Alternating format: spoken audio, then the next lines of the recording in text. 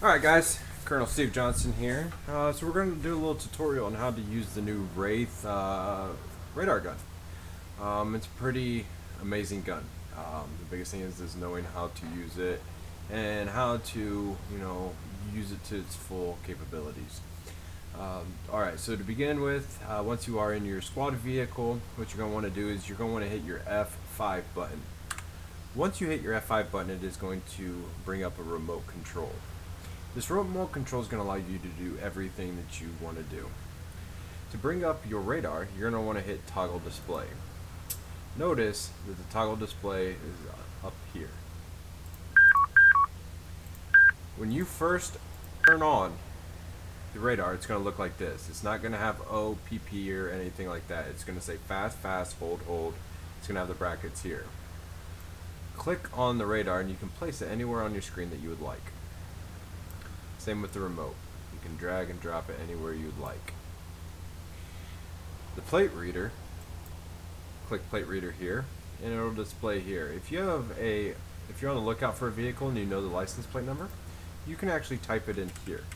What this will allow you to do is it'll notify you if that plate is red in your plate reader. Pretty good feature. Once that plate is inputted here, set below plate, you're going to want to toggle the display to bring up your plate reader. This plate reader can also be moved around anywhere on your screen where you'd like it to be. Once this is done and you got both these items up, you're going to want to hit close here. Now the remote, this area right here allows you to control the speed radar.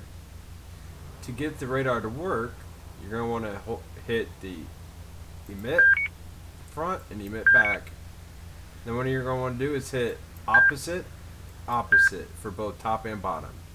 What it'll do is it'll emit opposite. Now notice our speeds are coming up. Pretty cool. The same over here will allow you to run the same. So what that means is the front will only run. Notice how the back didn't come up at all. Now the back, now the front. So what it does is it allows the front and the rear to run. Or if you want to do the same, it'll just run off the one radar. Here's the menu. It'll allow you fast, select, opposite, beep, all that good stuff. And if you're wondering what all this stuff means, all you're going to need to do is go down here to the UI settings. I'm sorry, disregard. You want to go to help. Once you click help, it's going to bring up your guide. Takes a second to load.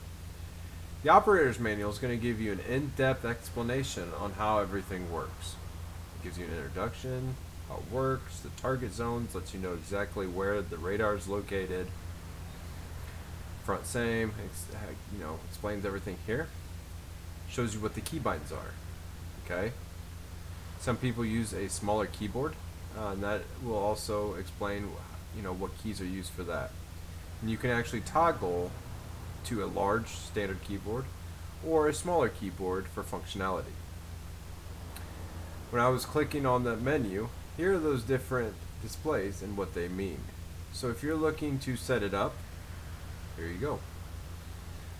So pretty cool. You got beat volume, voice, insinuator volume, plate reader volume. So you can actually set fast limit locking. So what it does is, let's say we're patrolling at 80 miles an hour, set it at 85, boom. And same as fast speed limit for locking. What it'll do is it'll lock that particular vehicle's information in your radar. That way when you pull over somebody for speeding, you can say, hey, this is what your speed was at, and you have that definitively locked in your radar. Scroll down, display operation lets you know all the different things on your functionality of the display unit. Icon definitions, what each, the same OPP, fast, emit, all that stuff means. Gives you an in-depth rundown. And here's the explanation of the buttons I pushed. I said when you first open it, you're going to want to hit power on the radar. So when you toggle the display, you're going to want to hit power. It'll power the unit up. Then you're going to want to hit emit front, emit rear. Then you're going to hit front opposite, rear opposite. Okay, so that way they're not the same. And then your different buttons. So the UI settings, we'll go over that here in a second. But yeah, if you're still confused after this tutorial, the biggest thing is to read what they are. In the operator menu, it gives you an in-depth definition of exactly what everything is. So the speed lock. This option allows you to change the speed limit required for a vehicle to pass before it's automatically locked by the radar. The up and down buttons are used to cycle through the settings and range from 5 to 200 in steps of 5. Press any of the 4 target zone buttons to exit the operator menu. So if you want to hit target, like I said, patrolling the highway here, you know, bump it up 5 or 10 miles over the speed limit. Once somebody has hit that, it'll lock it in. Alright, so let's go ahead. To exit that, you just right click anywhere on the screen. Bring the menu back up by clicking F5. The UI settings here are going to allow you to bring everything up. The radar scale. Notice how it's getting bigger. Notice how it's getting smaller. You can adjust the radar and the plate as well as the remote control, as well as the safe zone. Okay, and that'll be explained in there what that means as well. Go ahead and close that. Go here.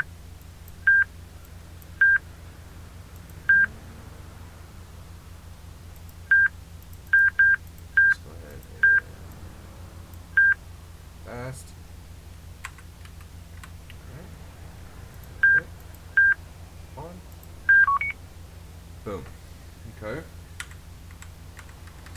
So yeah, if you guys have any questions, feel free to reach out. The biggest thing is like I said, hit this help button here. And that'll give you in-depth information on everything you need to know about this radar. Appreciate you guys tuning in. Like I said, this is Colonel Steve Johnson, the Blaine County Sheriff's Department.